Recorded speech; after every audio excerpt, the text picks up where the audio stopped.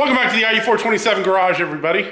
Today we're going to work on the windshield on our Mark IV King's Cobra.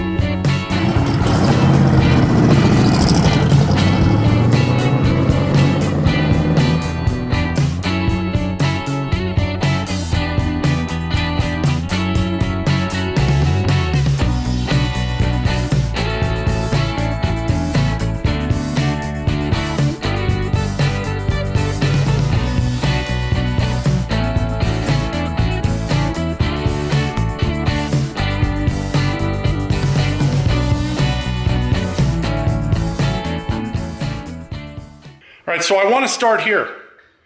Measure the legs or the arms of your windshield.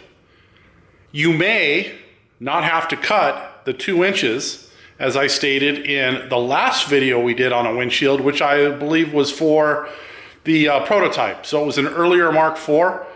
And one thing you have to remember is some of these windshields, these parts might be sourced from different companies now, even though they come in a box that may look just like the box that I may show in one of the videos. It doesn't mean they're coming from the same manufacturer. A lot of these parts are coming from offshore, and so therefore the spec on them may be a little bit different. So I got an interesting note on the last windshield video that we did, and the guy said, I cut my arms 2 inches like you said, and it's too short. Well, I'd love to take the blame for that. I really would. But you need to pre-fit the windshield. And I think if I go back and look at that video, I specifically say in the windshield video to pre-fit it. And the problem with some of the older windshields, so if you have a kit, for instance, that's been sitting around for a while, whether it's a Mark IV or Mark III or before, the windshield legs could be much longer. And the windshield physically just won't fit into the pockets that are right here in the car. They're going to hit something. They're either going to hit the fuse box on the driver's side of the car, or they're going to hit the top of the foot box on the passenger side of the car. So that's the reason that I tell you, make sure you measure it first. Now I've got another video I'm working on, and I can show you in my Mark III assembly manual that I have a dimension that I wrote in there, and that dimension still holds true for the Mark IVs. I don't know whether it's going to hold true for the Mark Vs, but I know it holds true for all the Mark IVs, and that dimension is a constant. So you may or may not have to trim the legs or the arms of your windshield in order to make them fit in the car. So let me show you what I've gotten done so far, because unlike cars that we've done in the past where Jeff Miller has done all of the clearancing in the body and everything for us, this one's going back in gel coat, and so I had to do all that clearancing myself.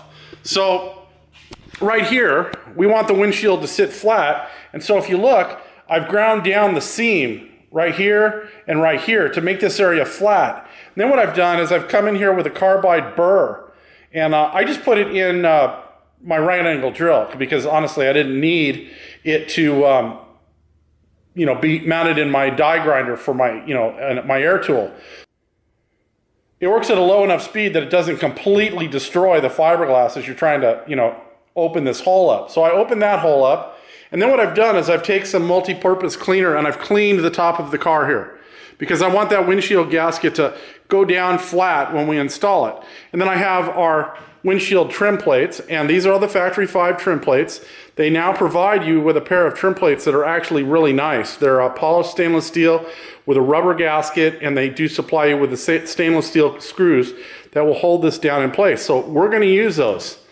And then I've also got all the hardware over here. So all of the half-inch hardware that is going to hold the windshield in place is right here. And again, I've got the 2 screws and I've got the trim plate. Now on this side, because the body seam is farther out, you don't have to grind this area down flat because of the seam. You simply have to open this area up, and you do have to open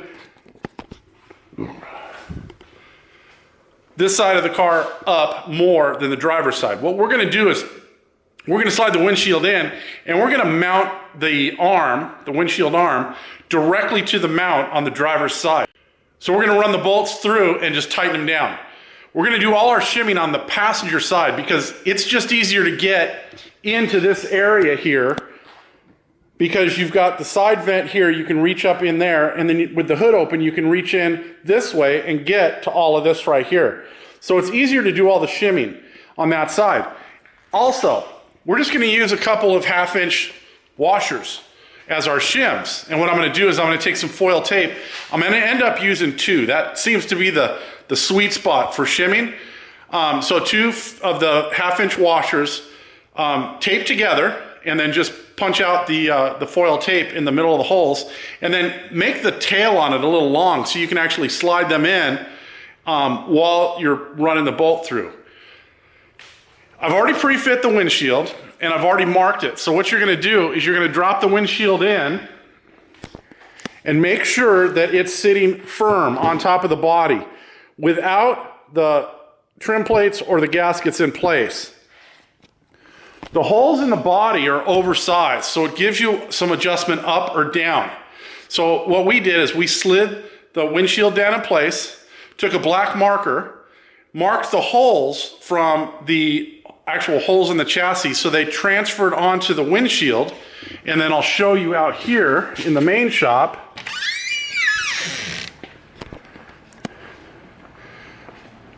We marked those holes, and you can see they were a little bit off center, so you can see the outline of the hole right here. So what I did is I came in here, I measured for center, made a new line across, and that's where I drilled my holes. Because you want these holes in the windshield in the center. It gives you the most flexibility as far as how to mount it. Now you can see, if I would have cut 2 inches off of this, I would have been right in the center of that hole. So this is one of the newer windshields that doesn't have all that extra length like some of the older ones do. But I will say this again, make sure you pre-fit the windshield first. You may not need to cut it. You may find that when you push it down in there, the windshield won't go all the way in. Then you're gonna have to cut it. So let me go over, I'm gonna get my Mark III assembly manual. I'm gonna turn it to the windshield page, and I have a dimension written in there as far as where to cut it. All right, so I have my Mark III assembly manual laying out here on the hood of the King's Cobra, and you're gonna see right here, I have written, cut leg 10 inches down from windshield. And I'll show you what that translates to. And then I have a note underneath it. 2 inches off bottom of legs, and I say Mark IV. Now, you need both those dimensions, because if your Mark IV doesn't have the windshield posts that come down 10 inches or more, and you cut 2 inches off, you're screwed. So here we go. We're over here at the windshield, and you can see I'm gonna hold the tape measure right here at the bottom of the windshield, not at the bottom of the gasket. I'll hold it right against there, and you can see right here, we're at 9.5 inches. So something has changed between the last time I did a windshield, which was on the prototype Mark IV, and this Mark IV. So this is a more current car. This car is only about, I want to say it's about 2 years old. So it's 2 years ago it was in production, and the windshield has changed. So I'm going to say it again, pre-fit your windshield to find out if you're going to have to cut the side posts or not. If you just arbitrarily cut them, don't come back to me and blame me, because it's not my fault. You can see, I checked it, and then I realized, hey, something's changed. It's not even 10 inches long. So that's where we're at here. I've got this all pre-drilled now, and it's ready to go in the car. I'm gonna wait because although I could do this myself, I just prefer to have an extra set of hands when it comes to mounting the windshield, because regardless of what some of those at Factory 5 may say, I've seen far too many of these windshield crack because they're either installed improperly or they're not handled properly. And I'm not going to be responsible for a $400 or $500 windscreen when I could just take the extra step and be careful and get it installed and not break it. So it's about ready to go back in. And as soon as we get it to that point, I don't know if I'll set up the camera to show. I mean, and it's pretty easy, guys. I mean, one person on each side, you kind of slide it down in there and then make sure it seats. And then obviously you're going to line up your bolts and run them in. So I'll probably bring you back just after we get it installed and I'm in the process of bolting it in. If you are using the Factory 5 supplied trim plates for your windshield and you forget to put them on as you're sliding the windshield in, don't panic, because you can get them in after the windshield posts have gone down into the slots, and it's not real difficult. So you're gonna see that the rubber bushing, or the rubber gasket part of it's pretty easy because it's flexible. So you can just kind of put it in here and get it in there. But this one, you're gonna kind of get in like this, and you're gonna say, oh man, it's not gonna make that bend. Well, just come up here higher on the windshield, line the slot up, and then it'll slide right down and into place. So don't panic, you'll be able to get them in. The only time you have to use, or the only time you have to put them in ahead of time is if you're using some of the aftermarket ones that have just a slot in them. There's not an opening, you know, in the side of them like these. I actually like these in the sense that they don't hold the windshield up, and so the gasket kind of seals across the whole body a little bit better than they would if, you know, they were up that 1/16 of an inch or so. So it gives you a little bit, you know, better contact with the gasket in the body.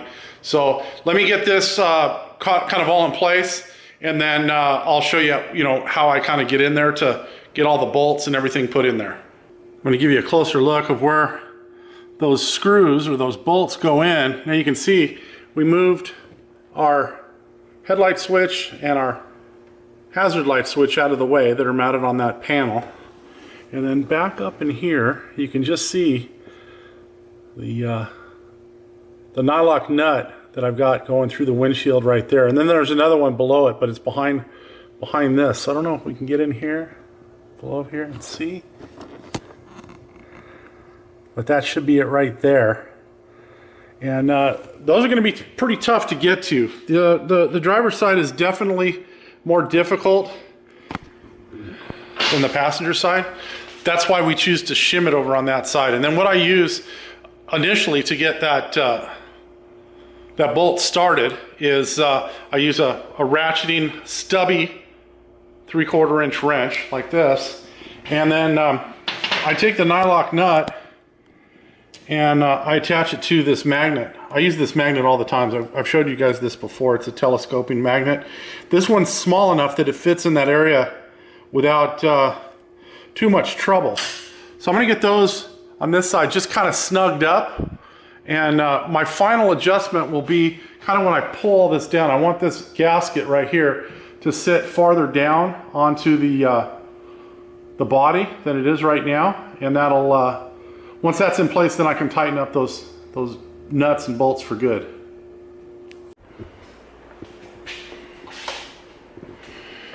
All right, this side is in as well. The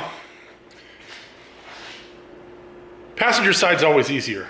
You got full access. You've got all the access from the engine compartment here, so you can reach in here to reach in to get your bolts. And then I leave the side louvers off until after the windshield is mounted, and honestly until I'm done with getting the pool noodle, because I put a pool noodle in here between the body and the chassis. I leave it, you know, it out so that you can reach your hand up in here. So basically my left arm goes up in through here. You can see the scrape marks on my arm, but goes up through there. That way I can get in there and hold a 3/4 inch wrench on the nylock nut. And then from the engine side, I use a 3/4 inch ratcheting combination wrench. And so it just allows you to get it kind of spun into place. I don't like using power tools on this, even though you could, reach in there with an impact driver if you didn't have a heater and what have you, wiper motor like this car doesn't have.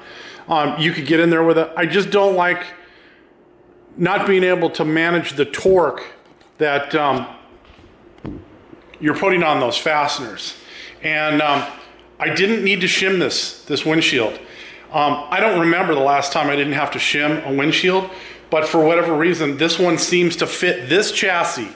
Now, it's not going to fit all chassis because every chassis has a little bit of difference between itself and another chassis or another car. So I just lucked out in the sense that this particular chassis took this windshield nearly perfect. And as a matter of fact, it was just a little tight going in, but it slid in without any issues.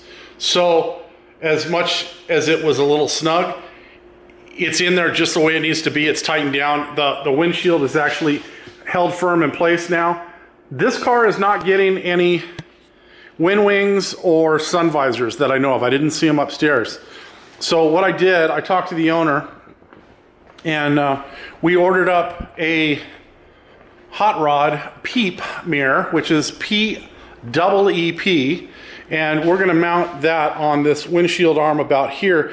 That's going to give him good sight back towards the back of the car and into the adjacent lane. I told him he can always follow up and add one to the other side if he wants.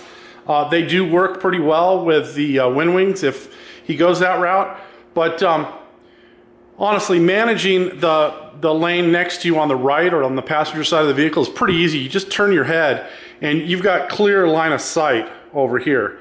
So, these cars stand out when you're driving down the road, and people are less apt to hit you because they don't see you than if they're just not paying attention or they're trying to take a picture of the car while you're driving by. So that's what I found is more of a danger, is people get up next to you, they want to snap a picture and they're not watching where they're going.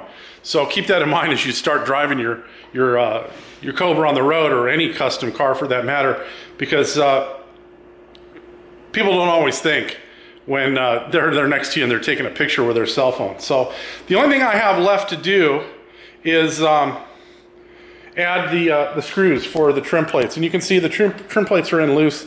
We'll get them straightened out here so they're not crooked. And then we'll screw those in, and I'll bring you back and we'll have a finished windshield. Screws are in, trim plates are in, windshield's done. Trim plate right there, all finished up.